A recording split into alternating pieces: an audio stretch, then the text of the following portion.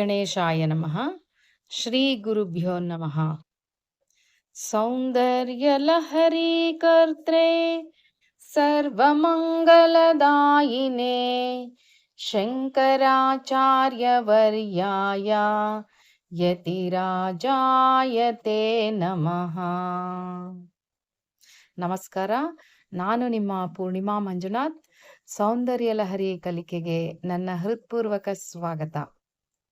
ಈ ಮೊದಲು ನಾವು ಸೌಂದರ್ಯಲಹರಿ ಸ್ತೋತ್ರದ ಮೊದಲನೇ ಶ್ಲೋಕ ಹೇಳೋದು ಹೇಗೆ ಮತ್ತೆ ಅದರ ಅರ್ಥ ಮತ್ತೆ ತಾತ್ಪರ್ಯವನ್ನ ತಿಳ್ಕೊಂಡಿದ್ವಿ. ಹಾಗೆ ಅದೇ ಶ್ಲೋಕದ ಬಗ್ಗೆ ಮುಂದುವರಿದ ಭಾಗ ಇದು. ಶಿವಶಕ್ತಿಯರು ಪತಿ ಪತ್ನಿಯರು ಆಗಿದ್ದರು.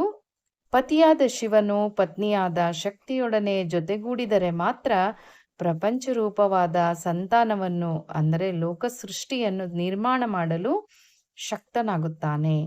ಶಿವ ಶಕ್ತಿ ಸ್ವರೂಪವಾದ ಶ್ರೀ ಚಕ್ರದಿಂದಲೇ ಜಗತ್ತಿನ ಉತ್ಪತ್ತಿ ಸ್ಥಿತಿ ಲಯಗಳಾಗಿರುವುದು. ಆದ್ದರಿಂದ ಶ್ರೀಚಕ್ರವು ಶಿವ ಶಿವೆಯರ ಶರೀರ ರೂಪವಾಗಿದೆ ಎಂದು ನಾವು ತಿಳಿಯಬಹುದು. ಸೌಂದರ್ಯಲಹರಿಯಲ್ಲಿ 100 ಶ್ಲೋಕಗಳಿವೆ. ಮೊದಲ 41 ಶ್ಲೋಕಗಳು ಆನಂದಲಹರಿ ಎಂದು, ಮಿಕ್ಕ ಶ್ಲೋಕಗಳು ಸೌಂದರ್ಯಲಹರಿ ಎಂದು ಹೇಳಲಾಗಿದೆ. ಸೌಂದರ್ಯಲಹರಿಯಲ್ಲಿ ಶ್ರೀ ಸುಂದರಿಯ ಮುಡಿ ಅಡಿಯ ಬಣ್ಣನೆಯ ನಿರ್ಭರತೆ ಇದೆ. ಇದು ಬಯಲಿನಲ್ಲಿಯೇ ಆಕಾರಗೊಂಡ ಆಲಯವಿದ್ದಂತೆ. ಈ 2 ಲಹರಿಗಳೊಳಗೆ ಬಯಲು ಆಲಯಗಳ ನಡುವಣ ಸಂಬಂಧವೇ ಮನೆ ಮಾಡಿದೆ. ಶಿವ ಶಕ್ತಿಗಳೆಂಬ 2 ತತ್ವಗಳ ಪರಸ್ಪರತೆ ಮತ್ತು ಈ ಪರಸ್ಪರತೆಯಿಂದಲೇ ಸೃಷ್ಟಿ ಎಂದು ಹೇಳುವ ಸೌಂದರ್ಯಲಹರಿ ಹೀಗೆ ತನ್ನೊಳಗೆ 2 ಕವಲುಗಳಾಗಿ ಹರಿಯುತ್ತಿರುವುದು ಅರ್ಥಪೂರ್ಣವೇ ಆಗಿದೆ. ಪ್ರಣಂತುಂ ಸ್ತೋತುಂ ವಾ ಕಥಂ ಅಕೃತ ಪುಣ್ಯಃ ಪ್ರಭವತಿ ಅಂತ ನಾವು ಈ ಶ್ಲೋಕದಲ್ಲಿ ಕೇಳ್ತೇವೆ.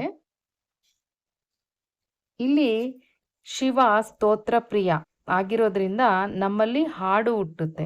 ಹಾಡೆಂದರೆ ಸ್ತೋತ್ರ. ಸೃಷ್ಟಿಯ ಮುಂದೆ ಸೃಷ್ಟಿಯೇ ಆಗಿರುವ ಶಿವಶಕ್ತಿಯರ ಮುಂದೆ ನಮ್ಮನ್ನು ತೋಡಿಕೊಳ್ಳುವುದು. ಲಲಿತಾ ಸಹಸ್ರನಾಮದಲ್ಲಿಯೂ ಕೂಡ ಕೇಳಬಹುದು ಸ್ತೋತ್ರ ಪ್ರಿಯ ಎನ್ನುವ ನಾಮವನ್ನ. ಲಲಿತೆ ಸ್ತೋತ್ರ ಪ್ರಿಯಳಾದ್ದರಿಂದ ನಮ್ಮಲ್ಲಿ ಹಾಡು ಹುಟ್ಟುವುದು. ಆ ಹಾಡು ನಮ್ಮಲ್ಲಿ ಹುಟ್ಟುವುದಕ್ಕೆ ಪೂರ್ವಜನ್ಮದ ಸುಕೃತವಿರಬೇಕು. ಎಂದರೆ ದೇವಿಯ ಅನುಗ್ರಹ ನಮ್ಮಲ್ಲಿ ಇರಬೇಕು. ಆಗ ನೆಲದಲ್ಲಿ ಅಡಗಿದ್ದ ಜಲ ಮೇಲೆದ್ದು ಬಂದಂತೆ ದೇವಿ ಸ್ತೋತ್ರ ನಮ್ಮಲ್ಲಿ ಮೂಡುತ್ತದೆ. ಇದರರ್ಥ ದೇವಿಯ ಅನುಗ್ರಹವಿಲ್ಲದೆ ನಾವು ಸ್ತುತಿ ಮಾಡಲು ಶಕ್ಯರಲ್ಲ ಎಂದು ಅರ್ಥ ಕೊಡುತ್ತೆ. ಈ ಶ್ಲೋಕವನ್ನ ಹೇಳ್ಕೊಳ್ಳೋದ್ರಿಂದ ಸಕಲ ಕಾರ್ಯ ಜಯವಾಗತ್ತೆ ಅಂತ ನಾವಿಲ್ಲಿ ತಿಳ್ಕೊಳ್ಬಹುದು. ನಿಮ್ಮ ಮನಸ್ಸಿಗೆ ಎಷ್ಟು ಸಾರಿ ಬರುತ್ತೆ ಅಷ್ಟು ಸಾರಿ ಇದನ್ನ ಹೇಳ್ಕೊಳ್ಬಹುದು. Thank you. ನಿಮ್ಮ ಅನಿಸಿಕೆಯನ್ನ ಕಮೆಂಟ್ಸ್ ಮೂಲಕ ತಿಳಿಸಿ. ನೆಕ್ಸ್ಟ್ ಆಡಿಯೋದಲ್ಲಿ ಮತ್ತೆ ಸಿಗೋಣ. ಧನ್ಯವಾದಗಳು.